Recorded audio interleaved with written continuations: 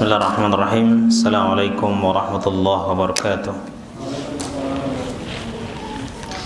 Innal hamdalillah nahmaduhu wa nasta'inuhu wa nastaghfiruh wa natubu ilayh wa na'udzu billahi min shururi anfusina wa sayyiati a'malina.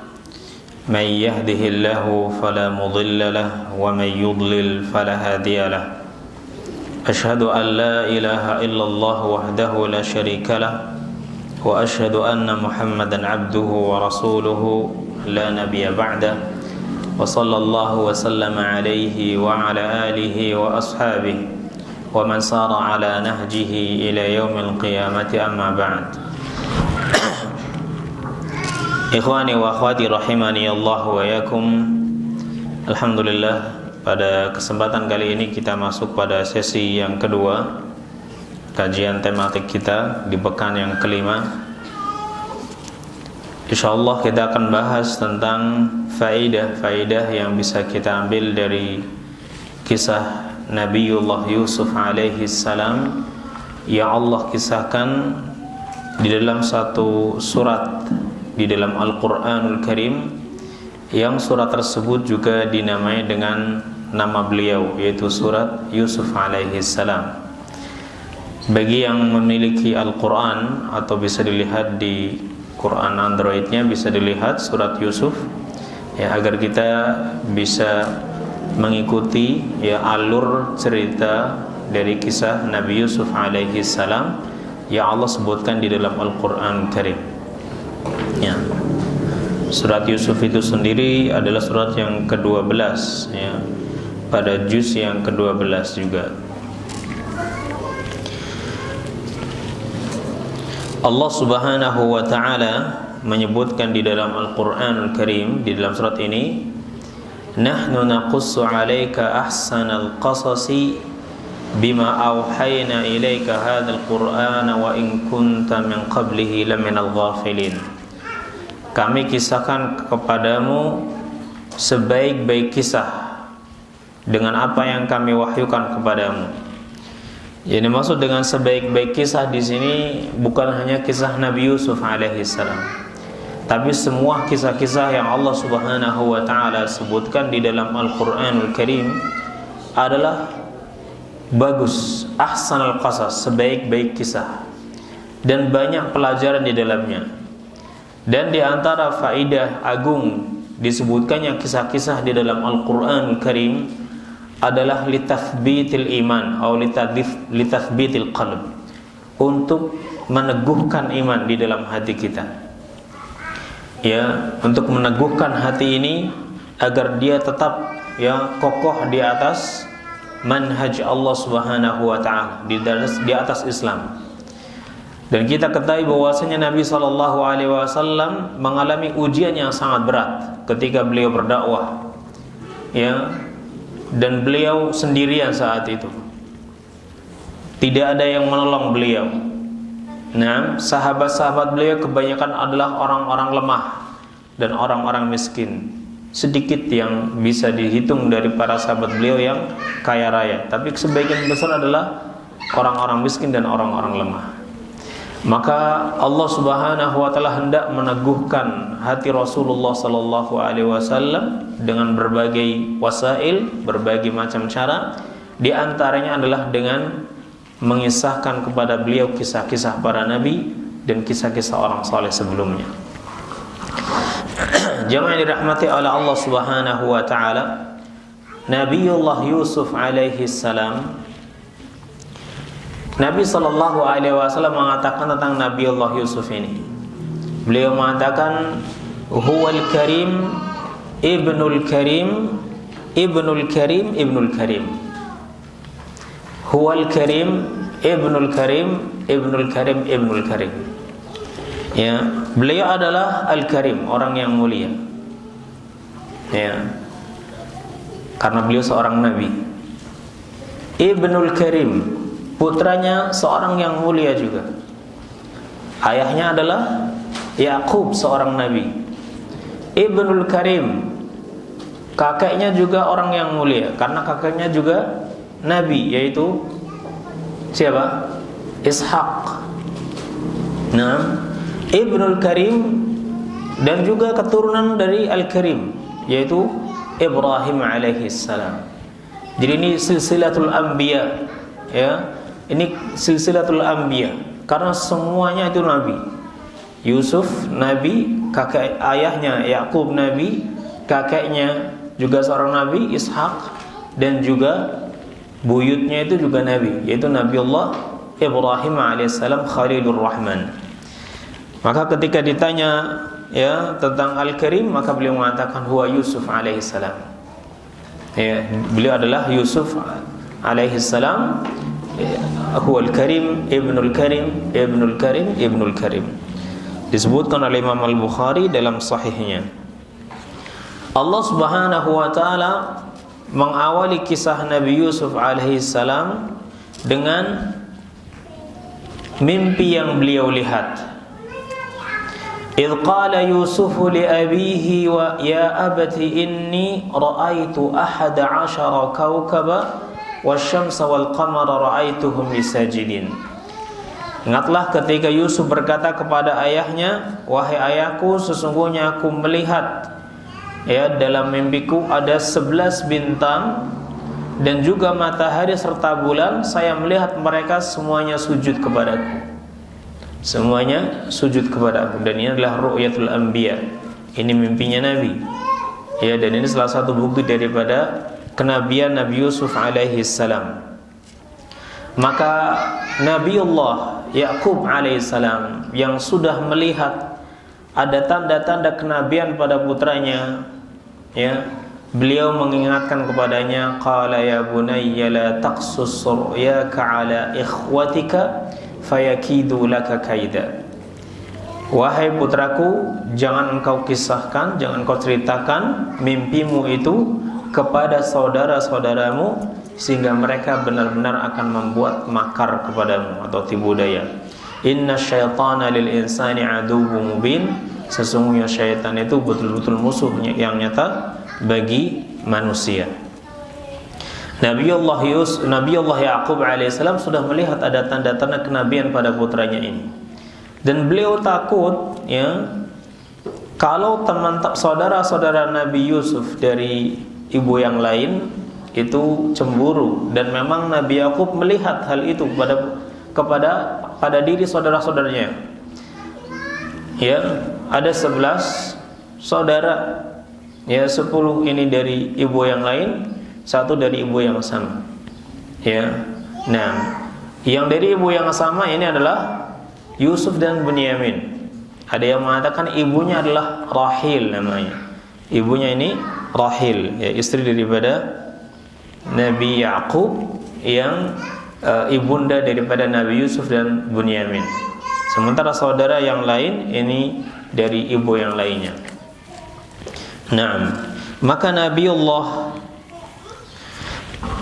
Yakub mengatakan kepada putranya, jangan engkau kisahkan ya mimpimu ini pada saudara-saudaramu. Ya, karena ini adalah beliau melihat ini tanda kenabian yang dilihat oleh Nabi Yakub, dan Allah berfirman setelahnya, wa kadzalika yajtabika rabbuka wa yu'allimuka min ta'wilil ahadits wa yutimmu ni'matahu 'alaika wa 'ala ali Yaqub kama atammaha 'ala abawayka min qabl Ibrahim wa Ishaq. Dan demikianlah kami memilihmu, Rabbmu memilihmu dan mengajarimu dari ta'wilil ahadits, ya, dari ta'wil mimpi, ya, kemudian menyempurnakan nikmatnya bagimu dan kepada keluarga Yakub sebagaimana Allah telah menyempurnakan nikmatnya kepada kedua orang tua mereka, yaitu Ibrahim dan Ishak. Kemudian permulaan ujian adalah ketika saudara-saudara Nabi Yusuf ini memperlihatkan ketidaksukaan atas perbuatan ayah mereka, ya, terhadap Nabi Yusuf alaihissalam dan Bunyamin. Mereka melihat bahwa ayahnya ini terlalu ya cinta kepada Yusuf dan Bunyamin, melebihi kecintaan beliau kepada saudara-saudara yang lainnya. Ini yang dirasakan oleh oleh saudara-saudara Yusuf. Ya, mereka mengatakan idh qalu la Yusuf wa akhuhu ahabbu ila abina minna wa nahnu usbah inna abana lafi dhalalim mubin. Sesungguhnya dan ingatlah ketika mereka berkata, sungguh benar-benar Yusuf dan saudaranya itu lebih dicintai oleh ayah kita dibanding kita, padahal kita juga anak-anak beliau, ya, padahal kita juga anak-anaknya juga. Sungguh dia benar-benar berada di dalam kesesatan yang nyata. Ini tentunya ucapan yang diucapkan oleh anak yang durhaka, ya. Ucapan ini enggak muncul dari seorang nabi. Makanya yang benar bahwasanya saudara-saudara Yusuf ini bukan nabi, tapi mereka adalah asbab. Ya, mereka ini adalah asbab. Naam, mereka di awalnya ini mereka orang-orang yang melakukan kedurhakaan, pelaku dosa besar. Tapi pada akhirnya mereka bertaubat dan mereka menjadi orang-orang yang mulia, dan kemuliaan itu bisa dilihat dari mimpi yang dilihat oleh Nabi Yusuf alaihissalam dalam mimpinya. Karena beliau melihat ada 11 bintang, matahari dan bulan. Matahari dan bulan adalah ayah beliau dan ibu beliau, sementara 11 bintang ini adalah saudara-saudara beliau, ya, saudara-saudara beliau. Dan bintang itu adalah tinggi dan dia punya faedah, memberikan sinar, walaupun sinarnya tidak seperti sinar matahari dan juga sinar bulan, akan tetapi tetap saja, ya. Naam, mereka ini orang-orang yang soleh setelah itu. Maka ucapan ini adalah ucapan yang tidak mungkin keluar dari seorang nabi, ya, karena mereka menuduh ayahnya ini adalah orang yang benar-benar dalam keadaan sesat, ya. Maka mereka sekarang punya masalah. Masalahnya apa? Masalahnya ayah mereka lebih mencintai Yusuf dan Bunyamin daripada mereka. Ini yang ada dalam pikiran mereka, ya. Ini dianggap sebagai masalah bagi mereka. Kalau ada masalah harus dicari solusinya, ya. Maka mereka bermusyawarah cari solusi. Baru nanti akan kelihatan hasilnya. Hasilnya adalah agar ayah mereka itu mencintai mereka seperti mencintai Yusuf dan Bunyamin. Ya, ini hasil yang ingin mereka dapatkan. Kalau begitu harus cari solusinya. Bagaimana ini solusinya? Mereka bermusyawarah. Ya. Nah, mereka bermusyawarah. Para ulama menyebutkan kenapa Nabi Yakub, ya, ini seolah lebih mencintai Yusuf dan Bunyamin daripada saudara yang lain. Apakah benar Nabi Yakub, ya, itu lebih mencintai Yusuf dan Bunyamin daripada anak-anaknya yang lain, atau ini hanyalah perasaan anak-anaknya saja, ya? Dan sekali-kali Nabi Yakub tidak melakukan itu. Yang benar, na'am, ini hanya perasaan mereka saja. Ya, Nabi Yakub mencintai anak-anaknya, ya. Hanya saja yang cinta tabi'i, ya, cinta yang tabiat ini tidak bisa, hati ini tidak bisa menguasainya, ya. Yakni kecondongan seseorang kepada orang lain, pada seseorang itu tidak bisa ditolak, ya. Kalau sudah condong kepada seseorang, karena orang ini memiliki kelebihan-kelebihan yang tidak dimiliki oleh orang lain. Walaupun demikian, hal itu tidak menjadikan Yakub zalim kepada putra-putranya yang lain. Hanya saja putra-putranya merasa Nabi Yakub ini pilih kasih, lebih mencintai Yusuf daripada yang lainnya. Ya, padahal kecintaan ini adalah kecintaan yang tabii. Seperti Rasulullah sallallahu alaihi wasallam, ya, beliau berdoa kepada Allah Subhanahu wa taala, Allahumma hadza qasmi fima amlik wa la talumni ala ma la amlik. Ya Allah, ini adalah pembagian yang saya bisa lakukan, dan janganlah engkau mencelaku gara-gara sesuatu yang saya tidak bisa melakukannya. Rasulullah SAW lebih mencintai Aisyah dibanding istri-istrinya yang lainnya, ya. Dan ini tidak bisa dipaksakan agar beliau mencintai semua istrinya seperti cintanya kepada Aisyah. Ini nggak mungkin, nggak bisa. Hati ini nggak berkuasa untuk itu, ya.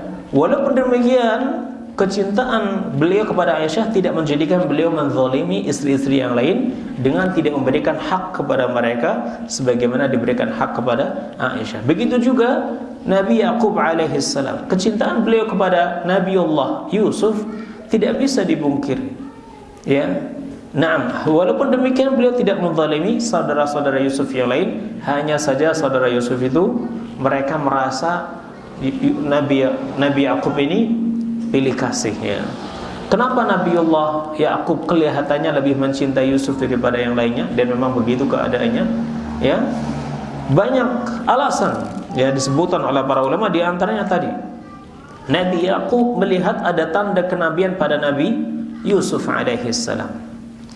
Ya, melihat ada tanda kenabian, sehingga beliau betul-betul menjaga putranya ini dan takut ya, dan takut ada hal-hal yang buruk yang menimpa putranya ini, yang nantinya dia akan menjadi seorang nabi yang memiliki perkara yang sangat agung di kemudian harinya.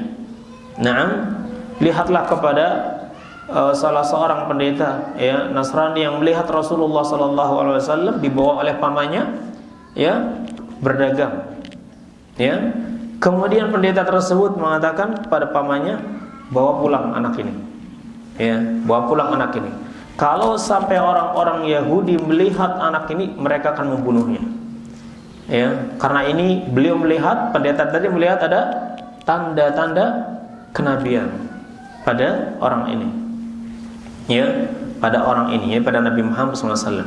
Jadi pendeta ini merasa takut, orang ini nanti akan dizalimi. Begitu juga Yusuf ya, Nabi Yakub merasa takut Nabi Yusuf nanti akan terzalimi, ada sesuatu yang buruk yang menimpa beliau. Walaupun Nabi Yakub tidak pernah berpikir kalau keburukan itu datang dari saudara-saudara Yusuf alaihissalam. Hanya saja untuk hati-hati ya, hanya saja untuk hati-hati. Kemudian ada yang menyebutkan bahwasanya kalau ada seorang wanita ditanya ya, siapa anakmu yang paling kau cintai ya, maka dia akan mengatakan al-maridu hatta yashfa, wal musafiru hatta ya'ud, was-saghiru hatta yakbur. Anak yang paling dicintai oleh orang tuanya adalah ketika dia sakit sampai dia sembuh. Kalau anak ini sakit, maka orang tuanya akan memberikan perhatian yang lebih ya kepadanya daripada yang lainnya. Yang biasanya mungkin diberikan perhatian biasa saja, tapi begitu sakit perhatiannya akan tertuju kepadanya. Ya, sakit sampai dia sembuh, musafir sampai dia balik. Kalau anaknya pergi jauh, maka ibunya senantiasa bertanya-tanya, ya, nelfonin terus mungkin, nak kapan pulangnya, nak bagaimana. Dan ini tidak ditanyakan kepada anak-anaknya yang ada di sampingnya. Jadi seolah-olah ibunya lebih cinta kepada anak yang tidak hadir ya, padahal cintaannya sama. Hanya saja memang tabiat ya seorang ibu ya, dia tidak bisa merasa tenang ketika anaknya ada yang jauh darinya. Dan yang ketiga, pada yang masih kecil sampai dia dewasa. Bagaimanapun perhatian orang tua kepada anaknya yang masih kecil itu jauh lebih besar daripada perhatiannya kepada yang sudah dewasa. Karena yang sudah dewasa sudah bisa ngurus diri sendiri ya, sudah tahu mana yang baik mana yang buruk, sementara yang kecil belum mampu untuk itu semua. Dan Yusuf ini termasuk putranya yang masih kecil, dan juga Bunyamin, kakak adik ini masih kecil, sementara saudara-saudaranya sudah pada dewasa. Makanya perhatian Nabi Yakub kepada Nabi Yusuf dan Nabi Yusuf dan Bunyamin ini adalah sesuatu yang normal-normal saja, wajar-wajar saja, karena Nabi Yusuf masih kecil ya, sementara saudara-saudaranya sudah dewasa. Terlebih lagi ada yang menyebutkan bahwasanya Nabi Yusuf ini ditinggal mati oleh ibunya ketika mereka masih kecil. Sudah kecil, yatim, ya yatim ibu maksudnya ya. Tentunya perhatian orang tuanya jauh lebih besar untuk anaknya ini yang masih kecil, yang belum mampu mengurus dirinya sendiri dengan sempurna, berbeda dengan anak-anaknya yang sudah dewasa saat itu. Ya. Jadi sebenarnya apa yang difikirkan oleh saudara-saudara Yusuf ini tidak tepat. Ini hanyalah bisikan-bisikan hati saja ya, akan tetapi kemudian bisikan itu menguasai dirinya dan syaitan juga menguasainya, akhirnya mereka berbuat sesuatu yang tidak baik. Baik, jadi saudara Yusuf punya masalah. Masalahnya menurut mereka ayahnya itu lebih mencintai Yusuf dan Bunyamin daripada mereka. Maka mereka harus mencari solusi agar mendapatkan natijah, ya, mendapatkan hasil. Hasilnya apa? Agar Nabi Yakub ini juga memberikan cinta kepada mereka seperti kepada Nabi Yusuf dan Bunyamin. Maka mereka pun bermusyawarah. Ya, apa hasil musyawarah mereka? Uqtulu Yusufa aw atrahuhu arda yakhlu lakum wajhu abikum wa takunu min ba'dihi qauman salihin. Ya. Pertama ada yang berpendapat, kita bunuh saja Yusuf. Ya, atau kita buang dia jauh-jauh. Ya, sehingga perhatian ayah kalian itu hanya kepada kalian. Setelah itu kalian bisa bertaubat kepada Allah dan menjadi orang saleh. Ya. Nah, ini solusi yang ada pada mereka untuk mengatasi masalahnya. Kita bunuh Yusuf atau kita usir jauh, kita buang dia jauh-jauh, ya, sehingga dia tidak bisa kembali ke ayah kalian. Kemudian ayah kalian akan memberikan perhatian kepada kalian, mencintai kalian seperti dahulu, ya, dan kemudian kita bertaubat setelah itu dan menjadi orang saleh. Nah, dan memang demikian. Setelah itu mereka bertaubat dan mereka menjadi orang saleh. Ya. Nah, pendapat yang kedua dari mereka maksudnya ya, musyawarah menghasilkan pendapat ini yang masih punya hati yang bersih. Ya, masih punya kasih sayang. Ini kakak yang paling besar kan, disebutkan kakak yang paling besar, ada yang menyebut namanya Yahuda. Qala qailun minhum la taqtulu Yusuf wa alquhu fi ghayabatil jubbi yaltaqithu ba'tus sayyarah in kuntum fa'ilin. Ya, bagaimanapun dia itu adiknya. Ya, masih tetap ada rasa cinta. Enggak tega kalau harus bunuh adiknya. Ya, kalau begitu kita buang saja dia ke sumur yang biasa dilewati oleh musafir. Nanti kalau ada musafir yang datang, dia akan mengambil Yusuf, kemudian dia akan membawanya. Ya. Kalau maka mereka pun sepakat. Ya, mereka sepakat. Nah, terus bagaimana ini solusinya? Kita cerita ke bapak nanti gimana? Masa kita akan cerita tadi Yusuf diambil orang? Kan nggak mungkin. Pasti kita disuruh nyari supaya dia balik lagi. Kalau begitu harus cari alasan. Alasannya kalau gitu kita bilang Yusuf diterkam serigala. Kita bawakan bukti berupa apa? Baju yang dilumuri dengan darah. Wah, mereka sepakat. Akhirnya mereka datang kepada Nabi Yaqub. Qalu ya abana ma laka la ta'manna ala Yusuf wa inna lahu lanasihun. Mereka mengatakan, wahai ayah kami, kenapa Anda tidak mengamanahkan kepada kami untuk menjaga Yusuf, dan sungguh benar-benar kami akan menjaganya dengan baik. Arsilhu ma'ana ghadan yarta' wa yal'ab wa inna lahu lahafizun. Ya, kirimlah dia bersama kami besok untuk main, untuk menggembala dan bermain-main, dan benar-benar sungguh kami akan menjaganya. Ya, akan menjaganya. Ini alasan mereka. Maka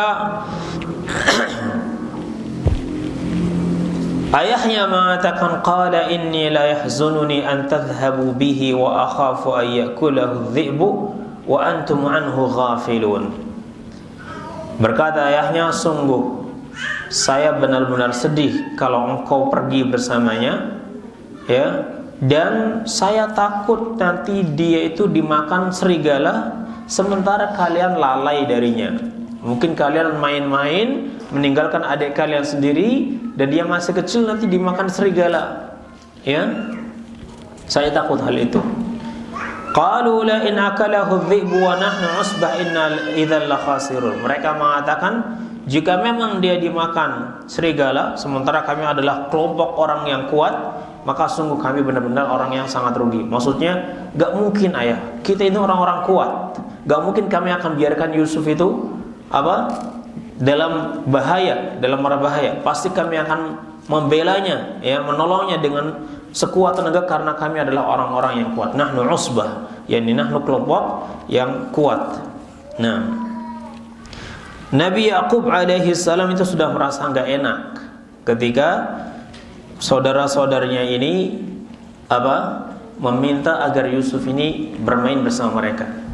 Terlebih lagi di awal Ya, Nabi Yakub pernah mengatakan kepada Yusuf, la taqsus ru'yaka ala ikhwatika fayakidu laka kaida. Jangan kau ceritakan mimpimu ini kepada saudara-saudaramu sehingga mereka nanti akan berbuat makar. Ini di awal kisahnya. Ya, maka begitu saudara-saudaranya itu betul-betul meminta izin, Nabi Yakub khawatir. Ya, Nabi Yakub khawatir, tapi Nabi Yakub tidak punya bukti.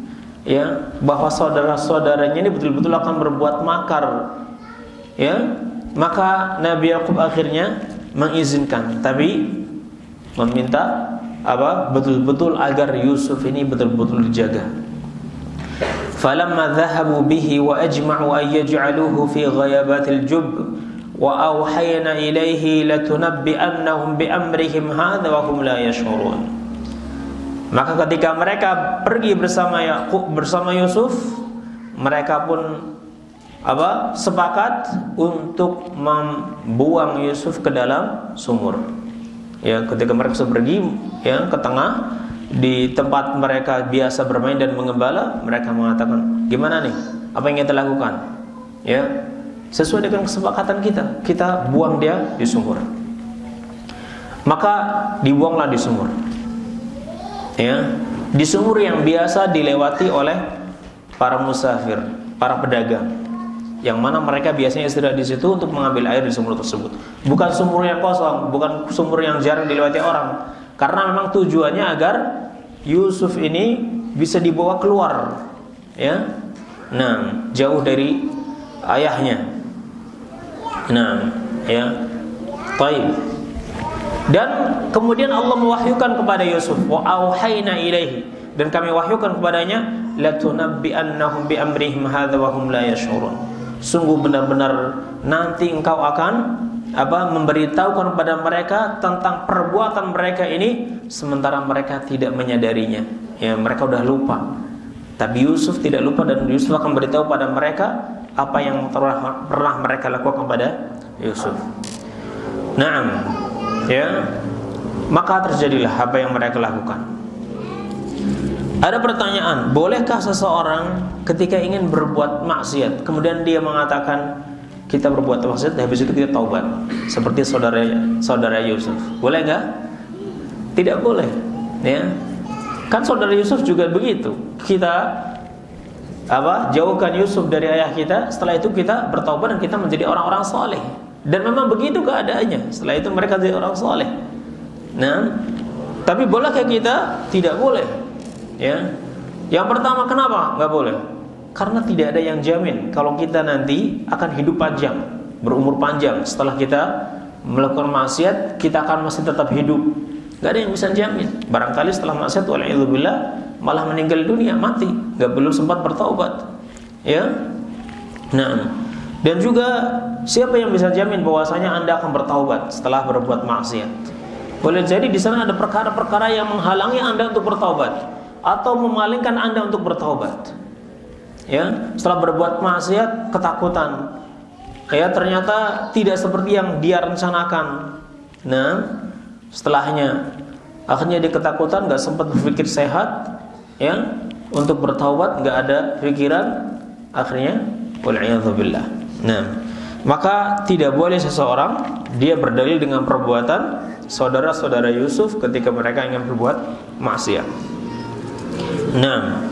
Akhirnya mereka melemparkan Yusuf ke dalam sumur. Ya. Setelah itu apa yang mereka lakukan? Menunggu. Ya. Menunggu. Menunggu siapa? Menunggu kafilah datang. Dalam surat 19 kita loncat. Waja'at sayyaratun fa'arsalu waridahum fa'adla dalwah. Ya, kemudian datanglah sayyarah. Sayyarah kalau bahasa kita sekarang apa? Mobil, ya, sayyarah. Sayyarah itu ada dalam Quran sejak 15 abad yang lalu sudah ada sayyarah. Ya, tapi sayyarah di sini maksudnya apa? Rombongan musafir. Rombongan musafir. Kemudian sayyarah ini berkembang maknanya menjadi mobil, ya, karena dia membawa orang banyak, ya, seperti rombongan musafir itu mereka banyakkan. Waja'at sayyaratun fa arsalu walidahum fa adla dalwah. Maka datanglah sekelompok musafir, kemudian mereka mengutus orang yang biasa mengambilkan air untuk mereka. Dia pun pergi membawa ember, kemudian memasukkan ember tersebut. Fa adla dalwahu. Ya, dia memasukkan embernya. Kemudian ketika dia menariknya, dia mengatakan kaget. Qala ya bushra hadza ghulam wa asarruhu bidha'ah. Wallahu alimun bima ya'malun. Qala ya bushra hadza ghulam. Mereka mengatakan gembira ini ya, kabar gembira ini. Ini ada budak, ada anak kecil. Hadza ghulam. Ya. Ini ghanimah. Karena mereka apa? Dapat harta. Ya, tanpa harus bersusah payah. Hartanya berupa anak. Bisa dijual nanti, kan? Nah, wa asarruhu bidha'ah, maka mereka menyembunyikannya, merahasiakannya bidha'atan sebagai barang dagangan.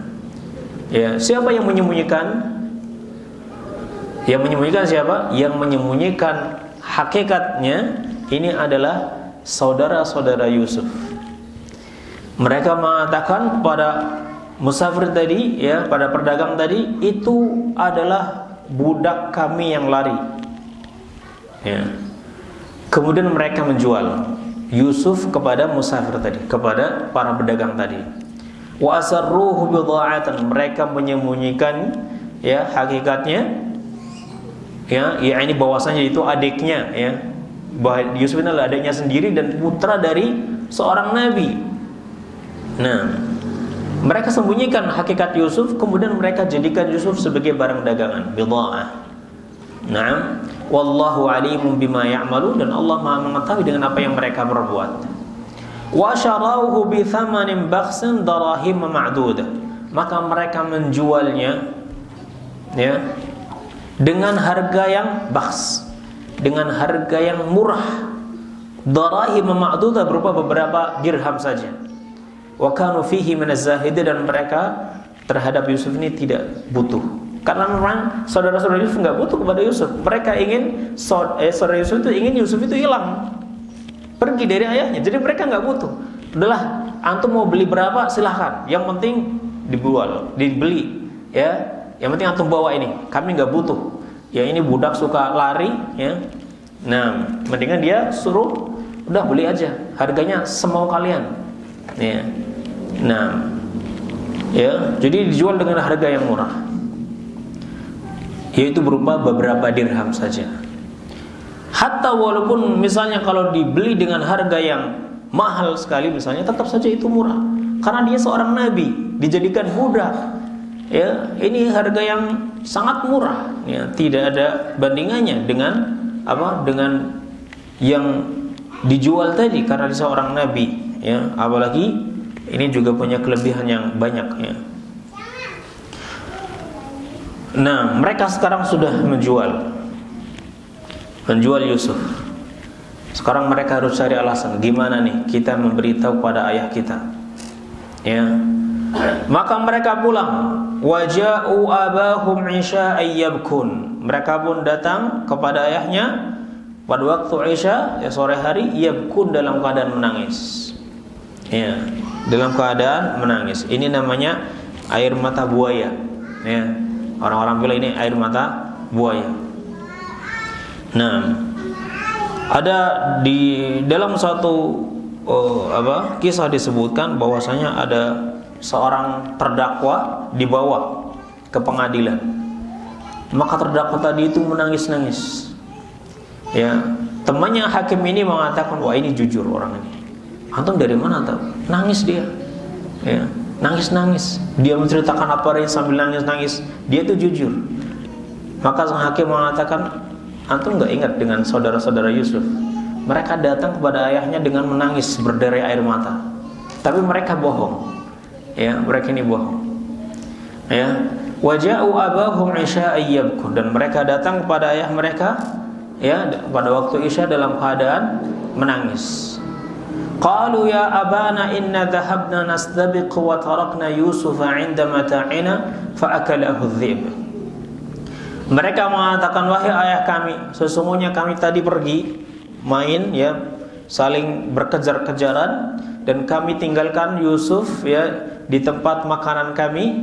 Kemudian datanglah serigala dan memakannya. Wa ma anta bimu'minin lana walau kunna shadiqin. Dan Anda pasti enggak percaya dengan perkataan kami walaupun kami jujur. Ya, memang itu mereka udah ngerasa ya, kamu pasti enggak percaya. Ini sebagai hilah, sebagai alasan biar dipercaya. Ya. Nah, biar enggak diragukan ya ininya persaksiannya. Maka buru-buru mereka mengatakan, pasti antum enggak percaya walaupun kami jujur, karena udah biasa kami dibohongkan sama antum, didustakan. Maka dia mengatakan wa ma anta bimu'minin lana walau kunna shadiqan. Anda tidak akan percaya dengan kami walaupun kami jujur. Akhirnya mereka bawa bukti. Buktinya apa? Waja'u ala qamisihi bidamin kadhib. Mereka datang dengan membawa bajunya Yusuf yang sudah dilumuri dengan darah. Ada yang mengatakan ini darah kambing ya, kabshan yang mereka sembelih kemudian dilumurkan ke ke bajunya Yusuf. Yakub melihat, tapi ada yang aneh. Banyak darah tapi enggak banyak robekan. Ya. Ini katanya dimakan serigala. Dan tadinya bajunya itu dipakai Yusuf. Ini bajunya masih utuh, cuman banyak darah saja. Ya. Maka mereka sudah ketakutan di situ. Mereka sudah ketahuan bohongnya. Ya, makanya dikatakan Yakub fasabrun jamil. Wah, udah kan? Hanya sabar saja yang bisa menolongnya sekarang. Sabrun jamil, kesabaran itu adalah indah. Wallahul musta'anu ala ma tasifun. Dan Allah Maha tempat ya untuk memohon pertolongan atas apa yang kalian sifatkan. Kalian bohong. Ya. Tapi saya nggak bisa apa-apa lagi kecuali sabrun jamil. Ya. Ini sepertinya dikatakan Aisyah radhiyallahu anha. Aisyah waktu itu dituduh telah berbuat zina ya. Orang-orang mengatakan begini, tapi Aisyah juga nggak punya bukti untuk membuktikan bahwa beliau tuh tidak melakukannya. Maka ketika Nabi Muhammad SAW mengatakan kepada Aisyah, ya Aish, in kunti almamti bi syai'in fatubi ila Allah fa inna at-taubata tajubbu ma kana qablaha. Wahai Aisyah, ya, jika memang engkau melakukan sesuatu, ya, maka bertaubatlah kau kepada Allah, karena sesungguhnya taubat itu menutupi, menghapus dosa-dosa sebelumnya. Aisyah sekarang sudah nggak bisa bicara karena suaminya sendiri bilang begitu. Kalau orang lain yang bilang, beliau masih bisa membalasnya. Tapi tuduhan-tuduhan ini beliau tidak anggap sebelumnya. Tapi ketika suaminya mengatakan seperti itu, Aisyah sudah nggak bisa bicara lagi. Mau menjelaskan juga nggak bisa, nggak punya bukti. Akhirnya apa yang beliau katakan? Ya, beliau mengatakan, wallahi la adri ma aqul, wallah la ajidu li walakum mathalan illa Aba Yusuf. Ya, faqalat fasabrun jamil wallahul musta'anu ala ma tasifun. Aisyah mengatakan, demi Allah, saya nggak tahu lagi apa yang harus saya katakan kepada Anda. Ya, maka permisalan saya dengan Anda seperti yang dikatakan oleh ayahnya Yusuf. Ya, beliau lupa nama Nabi Yakubnya ya. Waktu itu beliau umurnya masih 13 tahun. Beliau mengatakan tidak ada permisalan saya dengan Anda kecuali yang dikatakan oleh ayahnya Yusuf, fasabrun jamil wallahul musta'anu ala ma tasifun. Ya, saya hanya bisa mengatakan seperti itu. Enggak ada kata tak lagi. Ya, Nabi Yakub sudah tahu ini kebohongan yang mereka lakukan. Ya, tapi mereka semuanya sepakat, anak-anaknya mereka sepakat semuanya. Nah, maka Nabi Yakub nggak bisa lagi bicara apa-apa. Beliau hanya mengatakan fasabrun jamil, dan Allah hanyalah Allah sebagai tempat memohon pertolongan atas apa yang mereka lakukan, atas apa yang kalian ceritakan tadi. Ya. Nah, ini kisah antara Yakub dan putra-putranya. Kemudian kita kisah melihat kepada apa yang terjadi pada Nabi Yusuf di sana, sudah jauh sekarang. Ya.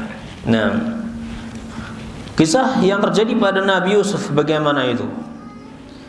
qala alladhi ishtarahu min Misr limra'atihi akrimi mathwahu 'asa an yanfa'ana aw nattakhidhahu walada. Ini permulaan ujian yang lain kepada Yusuf, ya, dari Allah Subhanahu wa taala. Tadi ujian pertama beliau dibuang, ya. Nah, dengan dijual. Ujian yang kedua sekarang beliau dimasukkan ke keluarga yang kaya raya, dan akan datang ujian yang lebih jauh lebih berat setelah itu. Wa qala alladhi ishtarahu min Misr limra'atihi, dan berkata orang yang membeli Yusuf, ya, dari negeri Mesir kepada istrinya, akrimi mathwahu 'asa an yanfa'ana aw nattakhidhahu walada. Beliau mengatakan pada istrinya, ya, muliakanlah dia, ya, semoga dia bermanfaat untuk kita atau kita menjadikannya sebagai anak. Ya, karena suami istri ini belum punya anak, ya, dan mereka adalah pembesar di Mesir, ya. Nah, Syekhul Islam Ibnu Taimiyah beliau mengatakan tentang usulul dzunub, tentang pokok dosa. Pokok dari dosa itu ada 3. Ya. Usulul dzunubi thalathatu asbab. Pokok daripada dosa itu ada 3 sebab utamanya. Yang pertama al-hasad. Yang pertama karena hasad. Seperti hasadnya siapa? Hasadnya saudara-saudara Yusuf pada Yusuf. Hasadnya ini saudara Yusuf kepada Yusuf. Kemudian yang kedua al-kibr. Yang kedua adalah sombong, seperti sombongnya iblis. Dan juga hasad dia kepada Nabi Adam alaihissalam. Ya, sombongnya Fir'aun. Nah, kemudian wal hirs, yang ketiga itu tamak. Ya, ketamakan. Kalau ada 3 hal, pada 3 hal ini atau salah satu dari 3 hal ini ada pada seseorang, maka pasti dia akan melakukan kejahatan. Dia akan melakukan maksiat. Dia akan melakukan kriminal. Ya, ada hasad, ada kibr, ya, kesombongan, dan ada ketamakan. Maka orang-orang yang dilindungi oleh Allah Subhanahu wa taala dari sifat hasad, sifat kibr, sifat tamak, maka semuanya dia adalah orang-orang yang dilindungi oleh Allah Subhanahu wa taala dari berbagai macam keburukan. Ya, karena secara umum semua bentuk kriminal, semua bentuk perbuatan maksiat itu muncul daripada ketiga sifat ini. Hasad, kibr, dan hirs, semangat. Ya, termasuk tadi masalah riya kan disebutkan adalah suka dipuji, ya. Ini semangat untuk dipuji. Nah, semangat untuk dipuji. Ya, karena saking semangatnya untuk dipuji sampai rela, ya, mengorbankan dirinya, rela mengorbankan hartanya demi mendapatkan pujian. Ya. Nah. Baik. Kemudian Syekhul Islam Ibnu Taimiyah juga mengatakan bahwa ada 3 orang yang firasatnya benar-benar, ya, terjadi. Ya, firasatnya kuat dan benar-benar terjadi. Ya. Ketiga orang tersebut adalah yang pertama Al-Aziz, Azizul Misr. Ya. Yaitu Al-Aziz ini. Karena dia mengatakan pada istrinya apa? Akrimi mathwah asa ayyan fa'ana aw nattakhidhahu walada. Muliakan anak ini, ya, karena semoga nantinya dia bermanfaat untuk kita atau kita jadikan sebagai sebagai anak. Karena Al-Aziz ini melihat pada diri Yusuf ini tanda-tanda orang yang baik. Ada tanda-tanda orang yang jujur padanya, orang yang mulia pada orang ini, sehingga dia mengatakan pada istrinya, padahal ini kan budak, dibeli, ya, di pasar, ya, tapi dia mengatakan pada istrinya, muliakan anak ini, karena dia ngerasa anak ini akan menjadi orang yang agung nantinya, atau kalau enggak nanti dia bisa dijadikan sebagai anak kita, ya. Nah, jadi orang-orang yang dia memiliki hati yang baik, ya, memiliki jiwa yang bersih, ini akan nampak pada wajahnya, nampak pada pada tubuhnya. Sebagaimana Nabiullah Muhammad sallallahu alaihi wasallam, ya, nampak pada diri beliau kebaikan, tanda-tanda kebaikan, sehingga ketika ada orang yang mengingatkan, ya, orang-orang Quraisy mengingatkan para pendatang yang ingin berhaji, mereka mengatakan, hati-hati, ada seorang penyihir yang dia namanya Muhammad. Jangan sampai kalian mendengar satu ucapan pun darinya, karena kalau sampai mendengar pasti kalian tersihir. Ya. Nah, ini yang dikatakan oleh orang-orang Quraisy kepada setiap orang yang datang, ya, ke Makkah untuk mengingatkan orang-orang itu dari Nabi Muhammad sallallahu alaihi wasallam, ya. Dan benarlah demikian, banyak orang yang datang ke Makkah kemudian mereka berhati-hati. Tapi ada juga yang mereka tidak memperdulikan hal tersebut, ya. Mereka tidak memperdulikan hal tersebut karena mereka merasa mampu. Saya ini kan orang hebat, ya. Saya bisa membedakan mana syair, ya, dan mana Quran, mana sihir dan mana yang bukan sihir. Sehingga mereka tetap masuk dalam keadaan seperti biasa, dan ternyata mereka mendapatkan kebenaran setelah itu, ya. Nah, mereka mendapatkan kebenaran setelah itu, dan mereka rata-rata itu orang-orang yang punya kedudukan. Karena kalau orang kecilnya mah takut, ya, kalau dikatakan seperti itu oleh pembesarnya. Tapi kalau orang-orang besar, ya, apa yang harus membuat saya takut? Saya kan punya kekuatan, gitu, ya. Nah, kemudian yang kedua, ya, yang pertama Al-Aziz, yang kedua ini adalah Abu Bakar, ya. Yang kedua ini Abu Bakar. Ketika dia memilih Umar, ya, untuk menggantikan beliau. Jadi Abu Bakar punya firasat kalau beliau meninggal dunia gantinya Umar. Karena beliau punya firasat Umar ini orang yang sangat tepat, ya, untuk menggantikan beliau dan bisa membawa kebaikan untuk kaum muslimin, ya. Dan ternyata seperti itu, ya.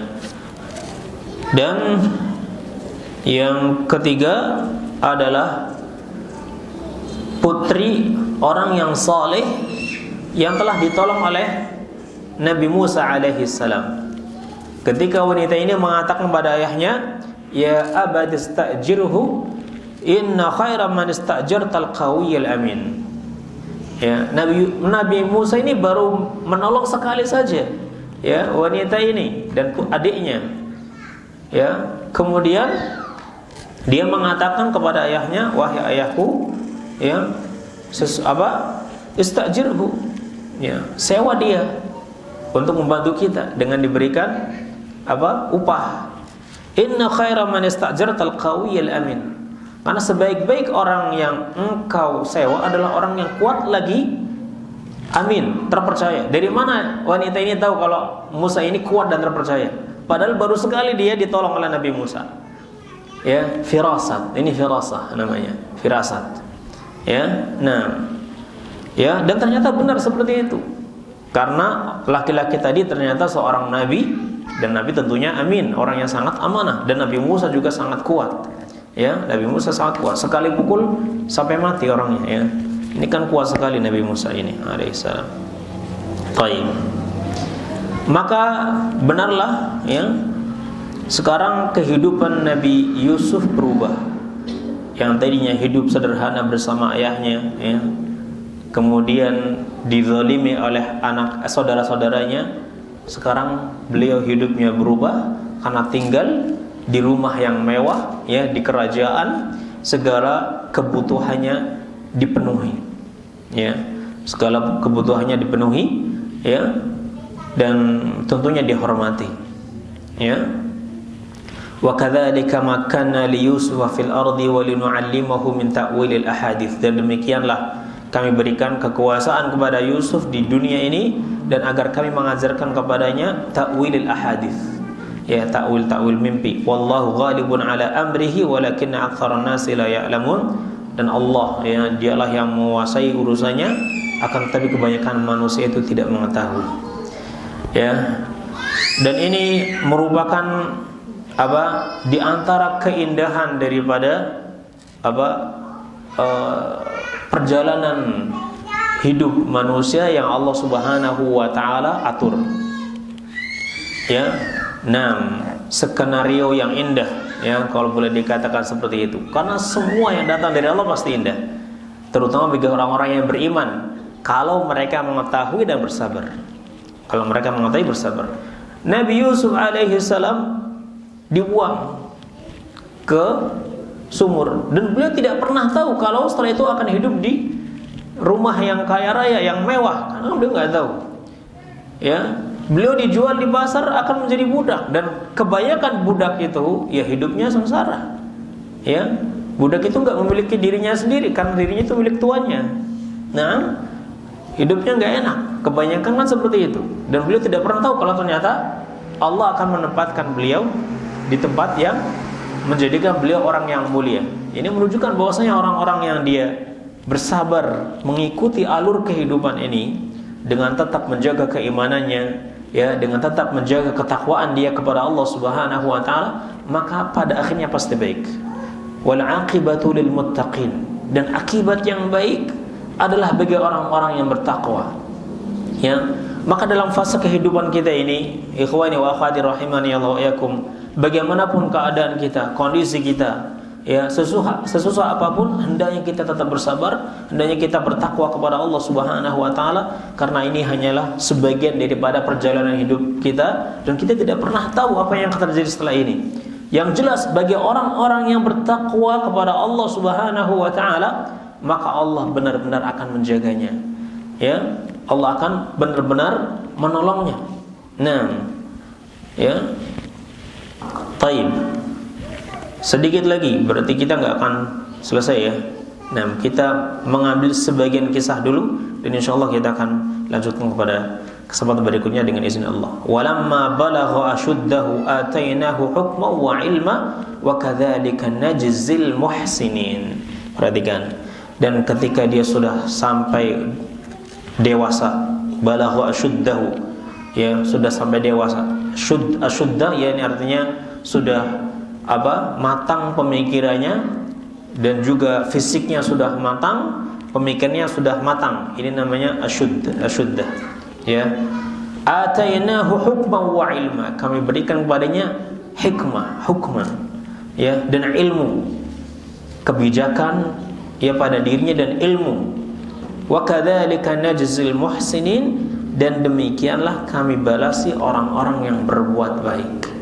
Ya, na'am, orang-orang yang berbuat baik, berbuat ihsan, ya, bertakwa kepada Allah, bersabar atas ujian yang datang dari Allah, maka Allah akan berikan hukma wa ilma. Dan ini adalah sebaik-baik perbendaharaan yang dimiliki seorang muslim, seorang manusia bahkan. Kalau dia punya sikap hikmah dan juga punya ilmu, maka itu sudah kebaikan yang luar biasa dan semua masalahnya akan gampang. Kalau dia sudah punya hikmah, ya, dia akan menempatkan segala sesuatunya pada tempatnya, dan itu akan melahirkan apa? Melahirkan pahala demi pahala, ya, dan kebaikan demi kebaikan. Ya, manusia mencintainya, ya, sebelum dan juga sebelumnya Allah mencintainya karena punya hikmah. Dan hikmah ini juga disertai dengan ilmu, ya. Banyak orang yang menganggap itu hikmah, tapi ternyata bukan hikmah karena tidak ada ilmunya. Ya, karena tidak ada ilmunya. Karena hikmah yang tidak dibimbing dengan ilmu itu bukan hikmah.